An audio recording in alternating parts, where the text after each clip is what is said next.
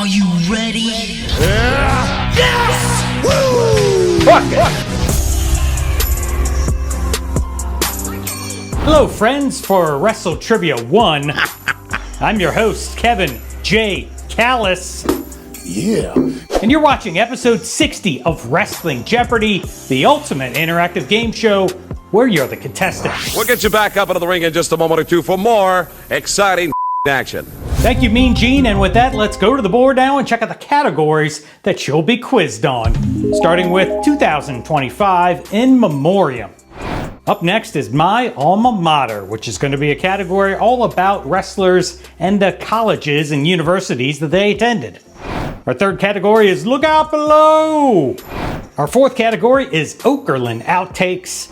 And our fifth and final category, as always, is voted on by the WrestleTrivia maniacs who are members of this channel. And their choices this week were Sabu in ECW, Sabu in Japan, or Sabu in WCW and WWE. And the winner, this is a lot closer than I thought it would be. I thought this would be like a clean sweep. However, our fifth category will be Sabu in ECW. And that glorious sound means it's time for the easiest round in Wrestling Jeopardy, the 200-point jobber round. A couple of gimmies here to begin the game that you should squash like a jobber. Oh, no! We start with In Memoriam for 200. 3 weeks after his retirement match in April of 2025, the wrestling world lost this suicidal, homicidal, genocidal hardcore legend at the age of 60.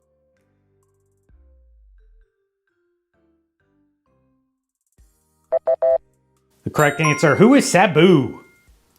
On to the second clue of the jobber round from my alma mater. The Steiner brothers pridefully sported their maize and blue varsity Letterman jackets from this Big Ten university.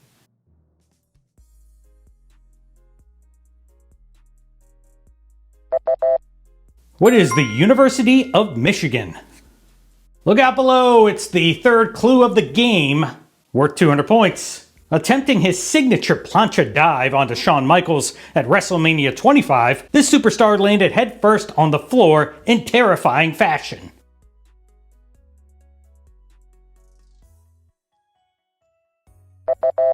This botch almost ruined what became the GOAT WrestleMania match. That stupid cameraman. Who is The Undertaker? You got knocked the fuck out, man! And here comes a clue about some old school footage.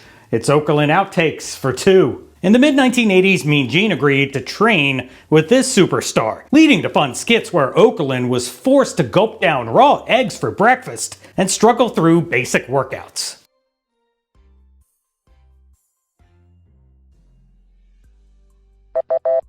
Mean Gene-O-Mania ran wild thanks to this superstar, who is the Hulkster Hulk Hogan. Oh, no, Hulk, I couldn't. He's gonna puke! He's gonna puke! And we finish up the jobber round with Sabu in ECW.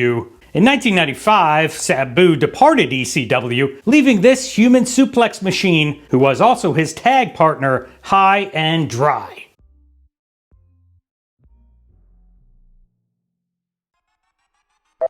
Ladies and gentlemen, this is I could taste you, Sabu.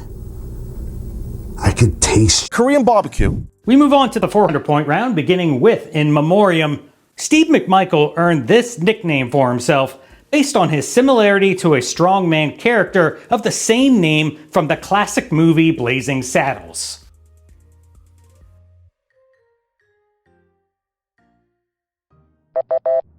Fighting a courageous 4-year battle with ALS, the Pro Football Hall of Famer and former Four Horseman was nicknamed Mongo. Here we go with some more alma maters for 400. Famous alumni from this university include Jack Swagger and Dr. Death Steve Williams, but surprisingly not Jim Ross, who actually attended Northeastern Oklahoma State University.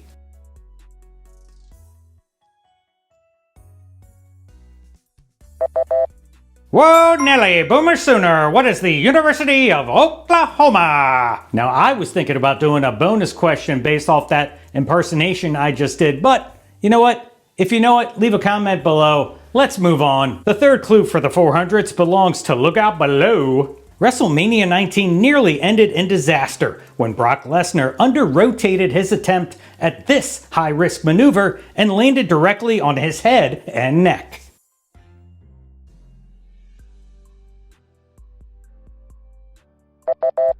I literally thought while watching this, I just saw somebody paralyze themselves. I mean, any normal person would have been snapped in half, but even the beast can survive a botched shooting star press.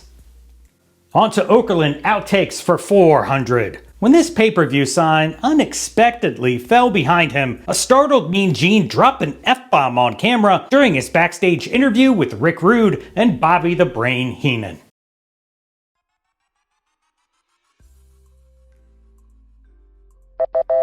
What makes this moment even more iconic is that there was a mix-up in the back in production and the WWE actually aired this outtake on the live broadcast of SummerSlam instead of the pre-taped interview.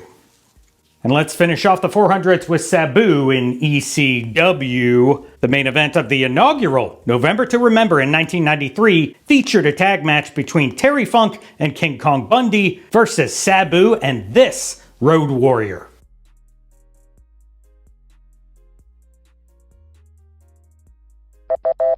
Well, you had a 50-50 shot, and that's as long as you weren't including draws or Heidenreich, since this was back in 1993.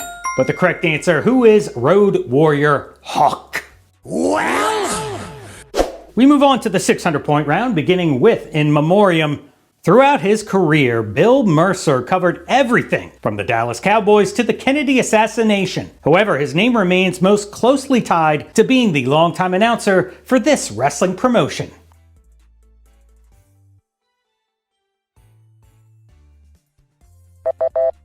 Mercer, who passed away in March of 2025 at the very ripe young age of 99 years old, was the longtime announcer for World Class Championship Wrestling.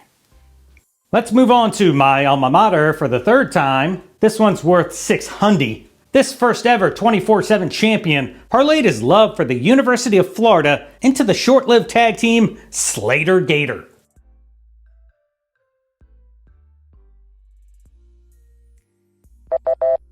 Who is Titus O'Neil?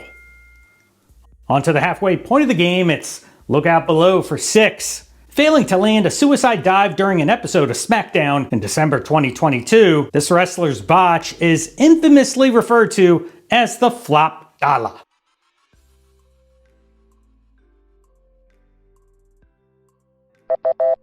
Formerly known as Top Dollar, who is AJ Francis.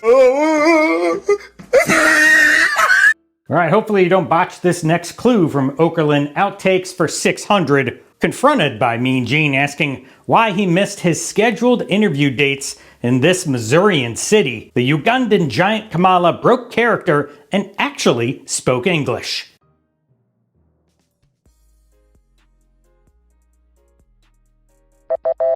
Speaking of the Ugandan giant, one thing my dad used to always do when I was growing up is he would like walk down the hallway without a shirt sometimes and pretend to be Kamala. And so he just... That's a very good. Anywho, if you're strong in geography, you probably narrowed down your choices to 2 cities. However, the correct answer is St. Louis. What's this shit about you missing interviews in St. Louis? I don't speak English. I can't read English. Final clue of the 600s belongs to Sabu and EC After shredding his biceps so badly at this appropriately titled event, Sabu superglued his wound shut and wound up winning the ECW World title that fateful night.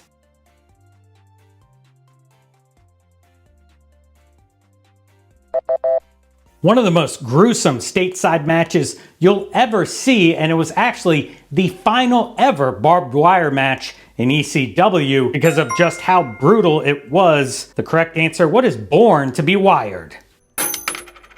We're more than halfway through the game and we're moving on to the 800-point round with more 2025 in memoriam. After his passing in January 2025, JBL posted a tribute online stating, "This tough as nails Texan took me under his wing and taught me how to be a professional wrestler."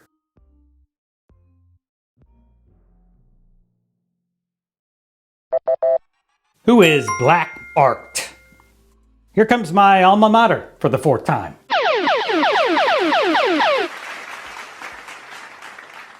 Alrighty then, are you ready for this episode's Daily Double? Don't be afraid to bet at all. The category once again is my alma mater. Place your wager now. Alright, time is up. Here comes this episode's Daily Double clue. Capitalizing on his status as a self-absorbed Ivy League alumnus, Christopher Nowinski initially began his career wrestling under this ring name.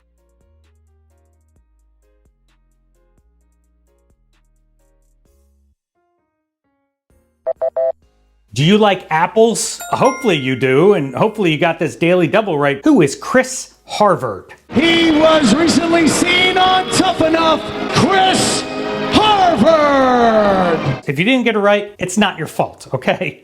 We move on to Look Out Below for the 4th time now. Not particularly known for being a daredevil, this superstar has moonsaulted off several steel cages, including his most recent stunt in February 2020 against Wardlow.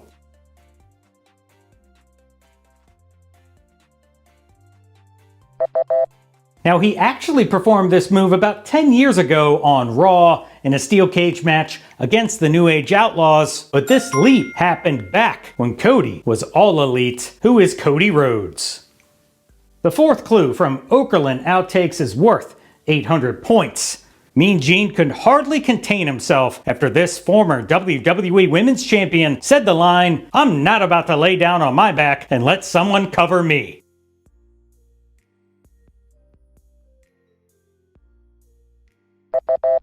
And she liked to call herself 150 pounds of twisted steel and sex appeal, which is, I think, the perfect nickname for myself.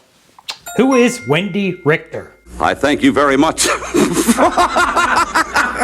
Last clue before the main event 1,000 point round brings us to Sabu in ECW. At Heatwave 1998, Sabu and RVD defended the ECW tag titles against Hayabusa and Jinsei Shinzaki, who fans may remember as this new generation era wrestler.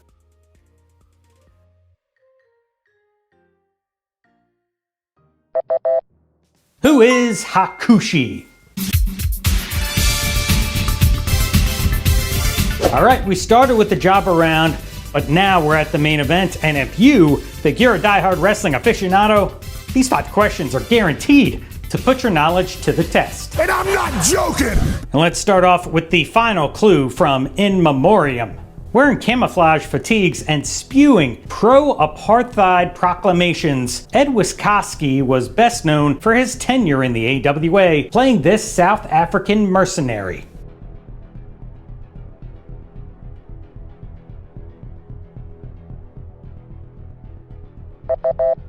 Who is Colonel De Beers? Whoa, hey, we got a bonus question worth another 1,000 points.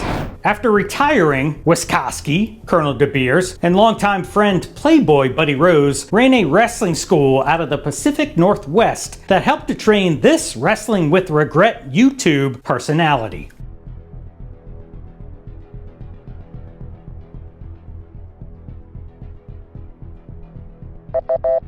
This is an absolutely true story, and maybe now he will actually play Wrestling Jeopardy on his channel. One can hope, fingers crossed. Everybody just spam him. No, don't. No, actually do it. The correct answer, who is Brian Zane?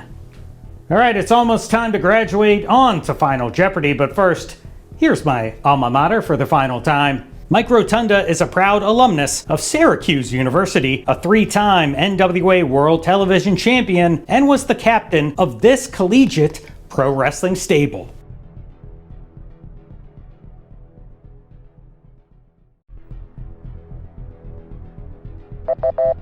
I used to love their entrance theme of Mr. Touchdown USA. Who is the Varsity Club?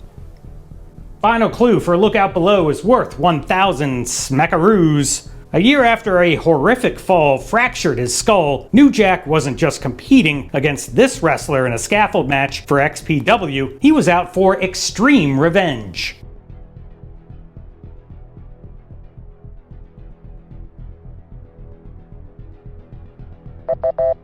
later admitting on Dark Side of the Ring that he tried to legitimately murder this man when he tasered him and he chucked him 40 feet off of the scaffold. Bombs away! Who is Vic Grimes? Let's take a look at one last Okerlund outtake worth 1,000 points. Mean Gene slowly lost his composure when Mr. Wonderful Paul Orndorff compared his rival Ivan Putski to this reptile.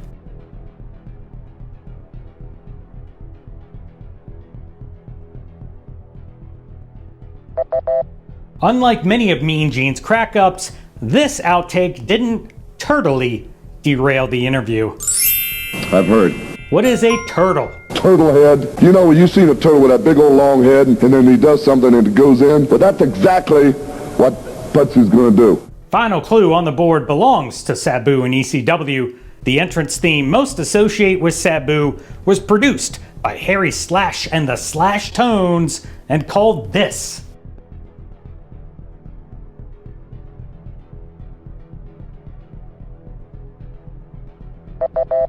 Released in October of 1998 on the compilation album ECW Extreme Music, what is Hookah Blues? 25 clues are down and only one separates you from becoming the ultimate WrestleTrivia champion. Let's see what this episode's category is. Ah yes, for all you graduates out there, pomp and circumstance.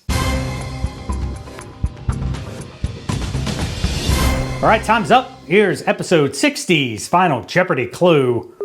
Before using pomp and circumstance for his entrance music, Randy Savage walked the aisle to this popular 1980s movie song. Was it A, Danger Zone, B, Fame, C, Footloose, or D, the Star Wars main theme? Good luck.